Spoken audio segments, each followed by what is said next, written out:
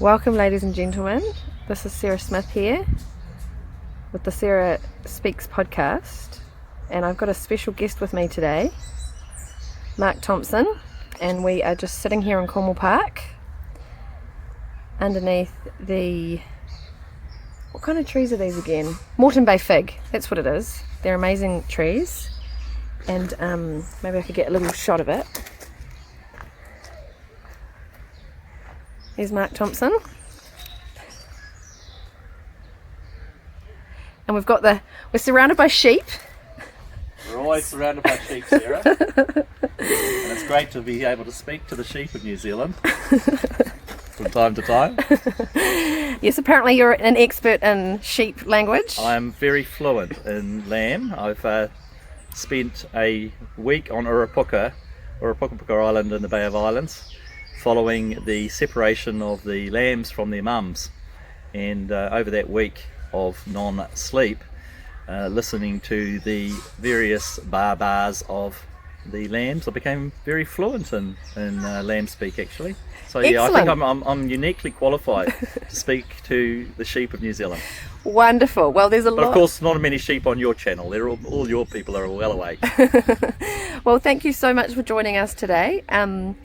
You and I first met during the first lockdown protests in Auckland. You used to live in Auckland, but you're actually now based in Nelson. So, we met in Aotea Square, and we've kind of kept in touch over the months. And you and I, along with the Mothers Who Stand for Freedom group, which I'm a part of, put on an event last night. So I thought maybe you could start a little bit, if you'd like, to introduce yourself and how you've been going these last few months with the freedom movement, and then we could maybe just have a little bit of a debrief about how yesterday went. Yeah, perfect. Okay, well, my background's probably in terms of the movements of this year in 2020 in New Zealand has really come about as a consequence of COVID, and sitting at home doing research on what COVID actually is and how it's been reported all around the world, and coming to the awareness that we weren't being told the whole truth regarding what COVID is and so forth. And of course, the further down the rabbit hole I went in terms of looking at statistics and numbers and how they were being reported in certain places. Italy in particular was of interest to me. I've always loved Italy and love all things Italian, actually. So that was of interest to me, and why the numbers there were so high. And so that was the initial point of my study, and then other countries of the world, looking at Western Europe, etc., etc. And basically wherever my study and research went seemed to be showing a consistent story of how information was being misreported and deliberately skewed to give a predetermined result. So that got me awake to the whole thing. And of course we started seeing the lockdown things here in New Zealand. Got involved with a group that was called Reopen NZ. That was during the lockdowns, which is now known as Free NZ, and that group's grown to 2,800 odd people. And so got involved in the anti-lockdown protests, and from there that's developed into a wider array of looking at various issues in New Zealand and the world. And there was a period I was involved with the political parties. I got involved with all the minor parties and trying to bring those minor parties together pre-election, even though I was predicting back in March that we would end up with quite a high chance that we'd end up with a rigged election. So even though I just felt that it was important to get together with those minor parties and people like on your channel and other sort of truthers around the country that were wanting to do something, that there's a strong sense that people want to do something. They're not happy with what's going on in our nation, and we need to be doing something. So we've had the election. For many of us, that's not been a good outcome. We've got another 3 years of this Labour government, and but what can we do? So I guess that leads into what yesterday was about, and the reason we kind of put that together in a hurry, and why now, where we stand now in December 2020, and looking at this idea of beyond politics, and where do we go? Where do the people of New Zealand go? The patriots, the people that are unhappy with the status quo, the people that want change. Where do we go? Do we have to wait another 3 years and try and form another political party? Is that going to be the solution? No, I don't believe so, because I believe that democracy this election has proven that the democracy is dead in New Zealand, and we need to actually find another way of approaching the problems that we face. Great. So, bringing it to this Beyond Politics event, then, what was the thinking behind it, and what was the intention? What were you hoping to get out of the event? Well, I guess there was the intention and what I had in my heart, and how it was advertised and how it was to draw people in. So at the outside, it was about where to from here, where to post-election, given that we've got all these issues. We've got people that have skills and experience in particular areas of activity. How can we harness that in a strategic way to bring people together, and how can we give people hope about the future and to move forward and not feel defeated, isolated, and all these things that I believe the government wants us to feel, beaten down. And we've got this crazy group now, the Rabbit Hole Resistance, who are basically trying to debunk the conspiracy theories whilst supporting so many government-led conspiracy theories. Arguably, COVID is a massive conspiracy theory. Arguably, Biden winning the election is a massive conspiracy theory that they are promoting. You know, it's not based in truth, and it's not based on journalistic inquiry and curiosity and looking at the facts. It's all based on interpreting and parroting a set narrative. So many of us just think that's bollocks, and we want to get to truth. And we're seeking truth as individuals. That's what we want. And so many New Zealanders want that. In fact, I think most New Zealanders want that. It doesn't matter whether you're Labour or National or some minor party. We just want to find the truth, and we just want to live in truth. And so that's what it kind of was about. It was to bring people together that are feeling very isolated. It was really because of this Patriots pub crawl that had been organised for later in the day, it was kind of capitalising on that opportunity. I was planning on being in Auckland. There were people that were kind of gathering and converging on Auckland. So a great opportunity to bring them together, very short notice, put an event on and create something so people can go into Christmas with the hope that 2021 is going to be a hell of a lot better than 2020 has. That's what I wanted to create, and I think we achieved that. Yeah, and because we were going to host a purely common law event on that day, and then we had to postpone it until next weekend. So if anyone's in Auckland on the 12th of December and you want to learn more about common law, we'll be hosting an event which you'll also be part of. And so then when that got shifted, we kind of again thought, well, we may as well still get together and we could just make an event where we could talk about all the issues and lots of people could put maybe their ideas forward. And so the event was basically a few people speaking about certain things, and you can do a summary of that. And then we had planned to break away into groups and make it a bit more interactive, didn't we? That was kind of the plan. Yeah, so it didn't kind of go exactly to plan in one sense. Well, we took a vote, didn't we? We're very democratic. Yes, we took a show of hands, and we were guided by the attendees. But I mean, really, the purpose of the event was to bring people together. The format we had was kind of dependent on how many people showed up. We weren't sure whether it was going to be 20 or 100. I think we ended up with 60 or 70 odd people, and it was kind of really to give people something. And people said that they wanted to hear more. I was surprised to see that there was a level of interest particularly in the common law discussion. And I think that, to me, as I've moved into this common law thinking paradigm way of thinking, this to me is the big tool in our kit bag for 2021. That if we get ourselves empowered under the common law framework, then we can start attacking some of these evil government institutions and powers and draconian powers that are being enforced on us. For example, the COVID-19 Health Response Act. Now, whether or not where you sit on the spectrum of believing that COVID is a genuine natural disease, or whether you believe it's a man-made released disease, or whether you believe it's not even a disease, it's a non-thing, and it's just basically remarketing of the annual colds and flus and things like that. Where you sit on the spectrum, it doesn't really matter. The point is, we do have a piece of legislation there that many believe to be draconian. So how do we attack that? Do we petition, and do we have protests, and do we need to protest?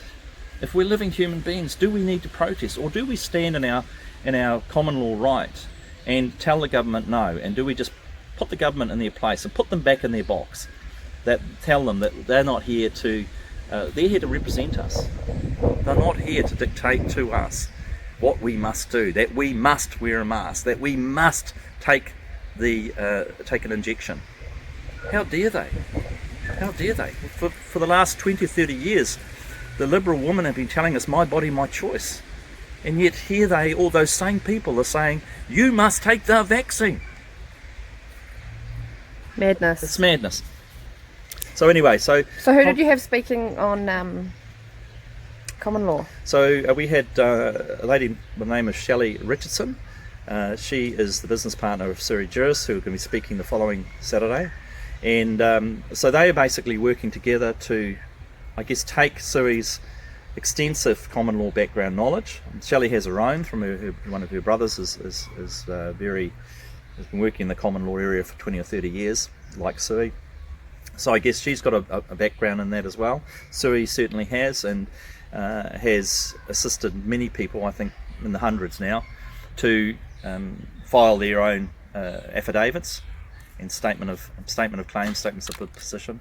And so they've made their affidavits, common law on land affidavits, and so helping people move into that new paradigm. So Shelley is really helping the masses. I guess she's taking that document or set of documents and then helping people implement that in their lives in a larger scale, so that more of us can access that. So I'm supporting the two of them in their respective works, and of course there are many other people through the country doing a slightly different take on them. There's the Maori sovereignty movement, the Maori Rangers, there's other sovereignty groups throughout the country that are also doing these things. So without getting into the detail of who's got the best system and so forth, we'll not talk about that at the moment, but I think that the general awakening that's doing is fantastic for the people of New Zealand.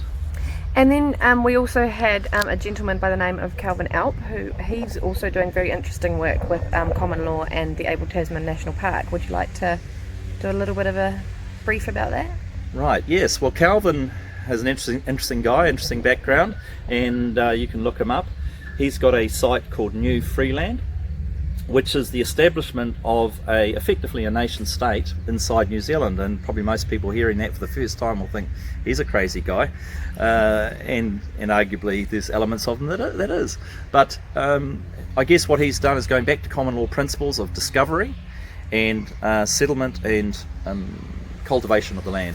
So Calvin has filed documents with the various government departments, including the Department of Conservation, stated his claim to the Abel Tasman National Park.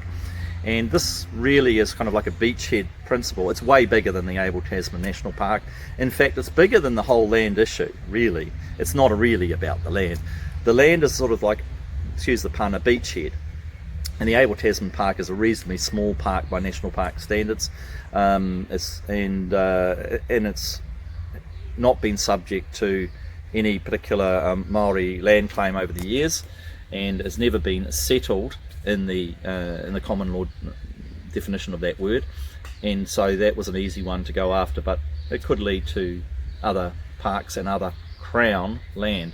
But really what this is about, it's about taking on the validity of the Crown. And what is the Crown? And is the Crown what we believe it to be? Or is New Zealand and the Crown effectively just a corporation, a dead corporation? One has to ask the question, why are all the New Zealand government departments registered in the United States of America as corporations? Why is that so? If we're an independent, sovereign nation, then why is this so? So there's a good argument to say that we are under a maritime law, admiralty law type system, and that has been the case for hundreds of years, basically since the Brits came here and imposed law on this land. And we are now stepping back, as we the people are stepping back to the Magna Carta, back to common law framework, back to our sovereignty under God, or God's sovereignty over us, I should say. And we are living people, not dead entities. This might be a good opportunity then to link it in with the global picture and what Trump is also allegedly doing to bring America back into common law. Would you like to briefly touch on that, perhaps? Well, yeah, I can probably say a little bit, in the sense that Trump himself has not made it, as far as I know, a huge number of direct statements about common law, although he has alluded to a lot of stuff, and of course many people have picked up on that and said this is where he's going. I think it's very clear to see from Trump's activities, whether you like Trump or not, he has been very clearly anti-globalist. His speech at the United Nations, where he addressed the United Nations, was very clearly anti-United Nations One World Government, anti-globalism, and reversing the trend that Obama and others before him have been leading America over a number of years, taking them into the globalism framework of broken down borders, mass migration, around economic policies and so forth that are driven out of the United Nations, not driven out of the nation themselves. So Trump is actually standing against that globalism, and I think that's part of a global movement, and he wants that to happen. I think he probably wants places like Australia, New Zealand, Canada to be able to break free of the corporate structures under which we've been imposed on us. He knows what's going on globally, and his plan to make America great again is actually a plan to actually make the whole world a better place. And he's not the saviour of the world, and people say, oh, he's going to save the world. No, he's not saving the world. He's just one man, but he's a very important man, and he's a very strategically placed man.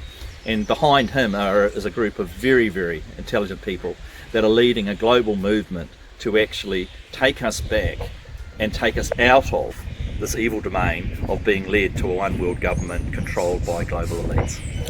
And so you've got some people that kind of say, oh, well, yeah, we should all just back off and just sit down for a bit and trust the plan and let Trump do it all.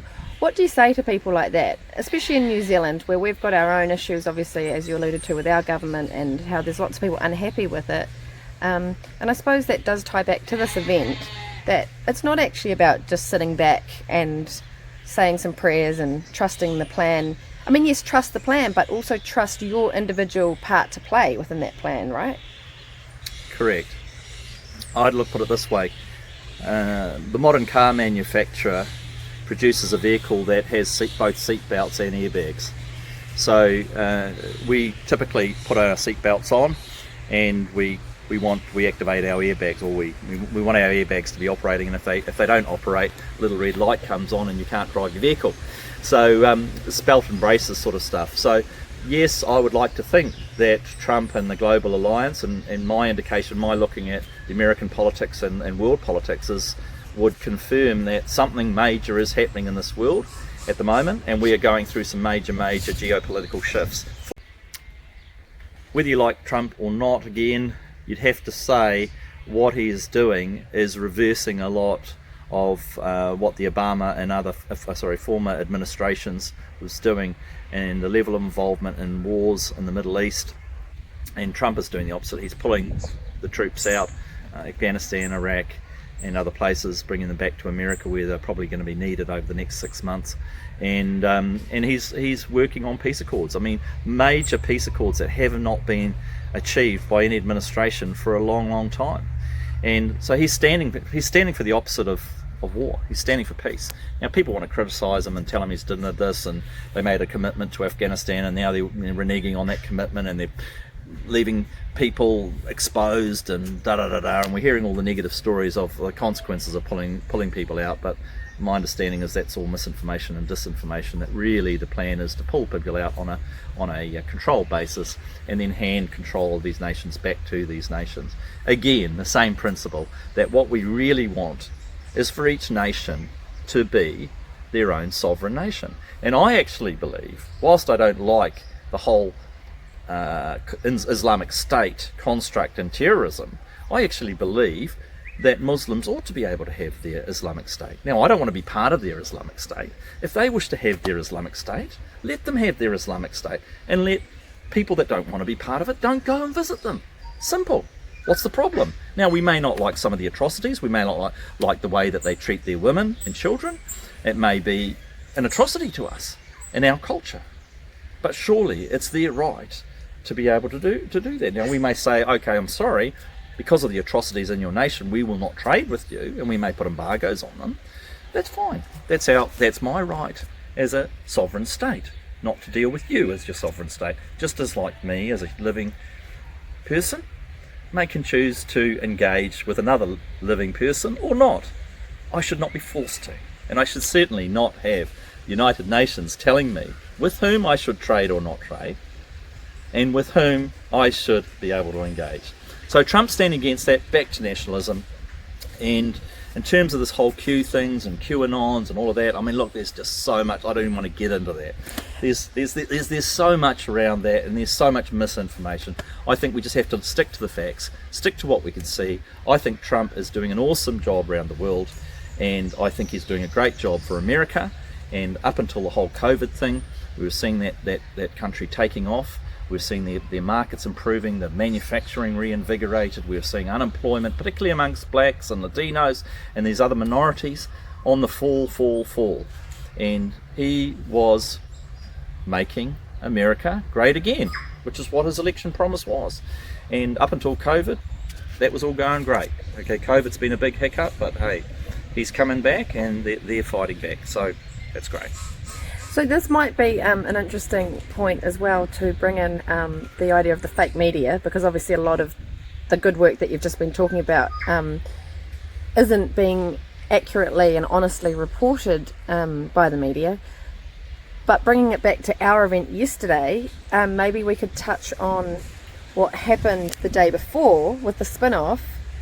The so-called journalist Josie Adams writing a hit piece basically on the event and on Mothers Who Stand for Freedom, as we were just supporting the event, but they put us down as being the organisers, and also then they managed to bring in Damien Dement and called him a white supremacist and the whole slander angle, and they also tied us to QAnon, and that QAnon had been registered as a terrorist organisation. So what do you think about that? Oh, that's a big one. Okay, well, let's start with the media in New Zealand and probably pretty much the rest of the world. Unfortunately, people are not awake to the truth that the media organisations of the world are effectively controlled by 5 or 6 different global entities. And the sound bites that they use and the narrative that they're following is pretty much the same all around the world. In fact, it's just repeated. They are fed down those narratives and those sound bites from the top, and they find their way onto our television sets and into our printed media. So people like the spin-off who position themselves as an alternative media really are not. They're just another part of the system. And I guess what journalism has become, unfortunately, in New Zealand and all around the world, is taking the not government-controlled narrative in this case, but the narrative that's being fed down from the top, from the owners of these media networks, who are all global elites, and working with governments often to actually present a story. So if they don't like the story, if the story they're reporting doesn't fit with their narrative, then what they will do is they will just throw anything they can and twist the story and make up stuff. Like yesterday, this spin-off article Josie Adams had written, it was just absolute bollocks. So she, for example, one of the things I noticed she's mentioned was she accused Damien Dement of falsely saying that Trump has won the election. But hang on a sec, folks. Biden has not won the election. The media has declared it. The media is telling us that. For the first time in the world's history, by the way, the media are telling the world that Joe Biden has won an election. That's not how the system works. But the media is telling you that. And the media is kind of saying that this is how it happens. It's never happened like that before. Never in the history of American politics. And I'm happy to debate that with anyone that wants to say otherwise. That's not how it works. But of course, they're flooding you with that information. Every day you're getting Jacinda and even Judith Collins congratulating Biden. We've seen the office of the president-elect He's not the president-elect. He hasn't been elected until December 14, when the electoral colleges declare, if they do, which I don't believe they actually will, I don't think they're going to actually make it, they're not going to have the numbers to be able to declare Joe Biden, and his attempt to do that will fail. But anyway, even if he is, that will be on the December 14th. It certainly didn't happen on November the 3rd, November the 5th, November the 12th, or any point. And it might happen on December the 14th. Let's wait and see on that. But and back to the media and back to Spin-Off, I mean, they're just really a pack of spinners, and they've just made up all this rubbish story, put spin on that, made up what our agenda was for yesterday's gathering, when they didn't even have any evidence to support that. And went off on tangents, completely, a whole lot of things that we didn't talk about, saying that and trying to stop us. In fact, contacted the Auckland City Council and tried to stop us from meeting. This is New Zealand, folks. They don't like what we're thinking. They certainly don't like what we're talking about. We must be stopped. How dare we? How dare we speak? How dare we have these thoughts? They must. We're a cancer. We're a virus. We must be stopped. And the Auckland Council was about to stop us from meeting, even though a week earlier signed a contract with me, and I paid their fee. They were prepared to breach their contract and probably come up with some lame excuse as to why they wouldn't let me in. So this is the anti-freedom of speech. This is what the media, your media that is paid for by the New Zealand taxpayer, is supporting. Anti-freedom of speech. They want to shut down freedom of speech. This is your media, people. This is the media that your taxes are paying for, to shut down truth. And we must say kudos to the Auckland City Council at that point, because Spin-Off did contact them actually, and they did actually say that we're not going to shut it down. I mean, they did contact us and say, well, maybe we'd like to think about security, and they had various things.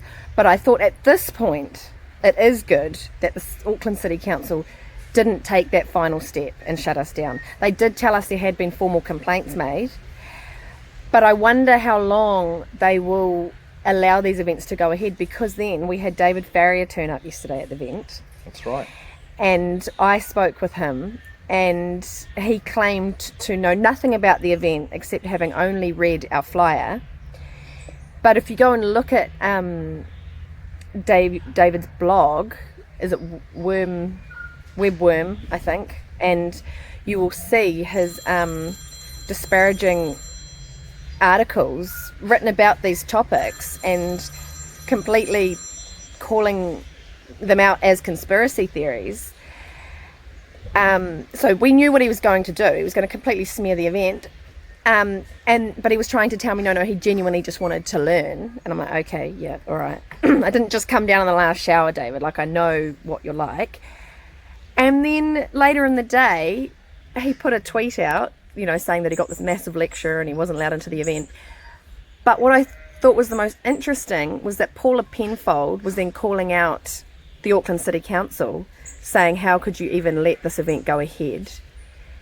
And he also then tagged in the Auckland City Council, questioning their decision to allow the event to go ahead. So they're clearly starting a campaign to put pressure on the Auckland City Council to stop events where people are questioning the narrative and they are presenting counter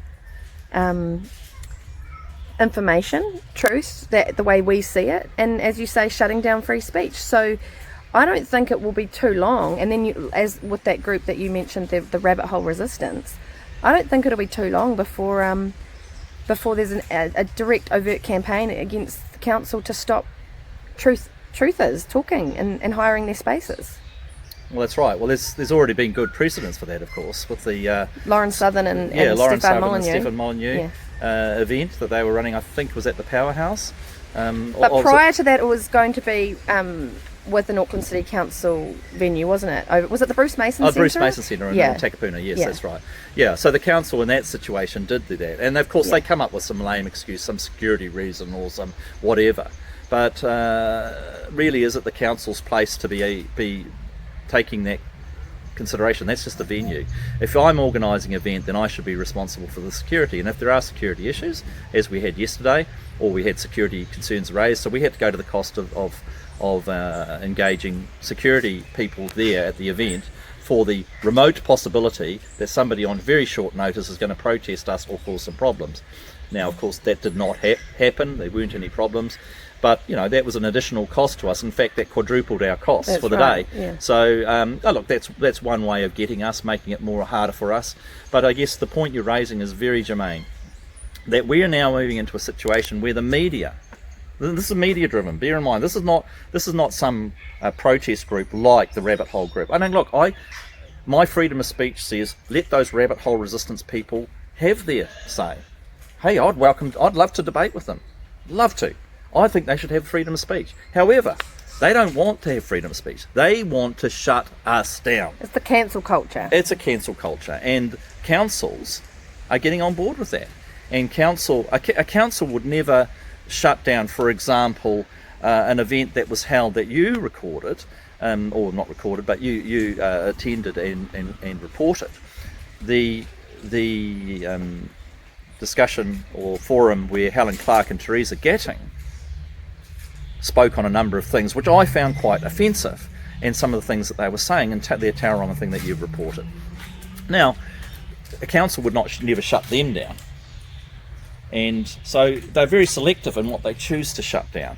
If I'm offended by something, they don't care, but if a liberal progressive is offended, then oh yes, we must listen to them and we must shut down. So it's basically anything that's coming from the conservative narrative, they want to shut us down. But what is particularly concerning is that the media are on board and fueling it. So the media, in this case Spin-Off and the New Zealand Herald, got on board with this to try and stir up aggro and make things harder for a conservative group to get together and have a discussion about New Zealand and what can we do to make New Zealand a better place, which is basically what we were gathering for. How can we make New Zealand a better place for 2021? No, we do not want you to speak. How dare you? How dare you think these things? How dare you say these things? How dare you get together to talk about these things? That is a very, very concerning thing for New Zealand. And if people watching this aren't onto that, then you need to seriously slap yourself, people, because that ought to be very, very concerning, where you are told what you're allowed to think and what you're allowed to say and when you're allowed to speak. Yeah, because that article was slanderous, it was defamatory, and it was also inciting hatred, and it was inciting almost violence. Like the New Zealand Herald captioned it, the Grayling Library Hall, something like along the lines of the latest battle, the location for the latest battle of freedom of speech. They're already framing it in a way that it's causing dissension amongst the public, and it's almost, yeah, like you say, they're fueling this polarization between the Liberals and the Conservatives, and and they're actively, the words they use is actively doing that.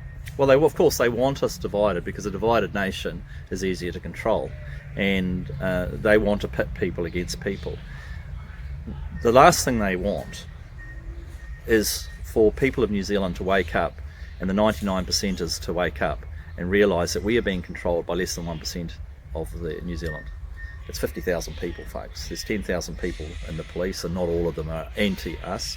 Many of them have got families and are concerned for this nation as we are. And ditto for the armed forces, roughly 10,000, I think 7,000 or 8,000 actually uniformed military. So, 50,000 people versus in excess of 4 million. So 4.5 million, 4.8 million. So you've got a situation where they are trying to keep us divided. As long as they can keep us divided, they can control us.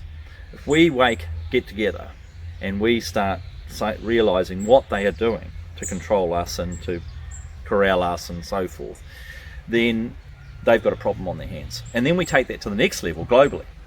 If we can keep nations separated and at war and people fighting against each other, then those at the top, the elites, they can then control what's going on in the world. The last thing they want is for nations of the world to be living in their own sovereignty, nationalism, and at peace with one another. Because then we're going to start questioning what's really going on in this world, because we're not distracted by our fights. So That's right. this is where we're going. So everything's coming from macro level back down to an individual level. And for me, and for every New Zealander in New Zealand, this is about me. This is about me as a living person. And for me to find my inner man and to walk in the freedom that has been given to me by God to live in that place. So that would be my encouraging word as we close, just for people to get along next weekend to the common law workshop. I think it's going to be 2 or 3 hours long. It's going to be an in-depth presentation on how we can use common law in our lives to claim back our freedoms and to walk as free people and not be subjugated people. So that would be my encouragement to your viewers to get along there. Yeah, so that'll be 11 a.m. till 4 p.m. Next Saturday, the 12th of December, again at the Grey Lynn Library Community Hall. And you will be emceeing that event, and we'll have a few speakers. And it'll be a great event. It's $30, and hopefully, you can get down there. Looking forward to it. Yeah, so thanks so much for sitting down with me today, Mark, and thank you for hosting the event and organising it with us. And keep up the good work, and we'll look forward to seeing you next weekend. Thanks so much, and thanks to people in New Zealand. Ciao. Well, thanks everybody for tuning in, and I will just go and do another shot of this beautiful tree and the sheep that we've got here. So hopefully, you can support the mothers who stand for freedom and support freedom in New Zealand, and get out and play your part, because we were all made for a time such as this, and we've all got our gifts to give to the world and one another to ensure that good always wins. So with that, enjoy the rest of your Sunday afternoon, and I will talk to you again soon. Take care. Bye now.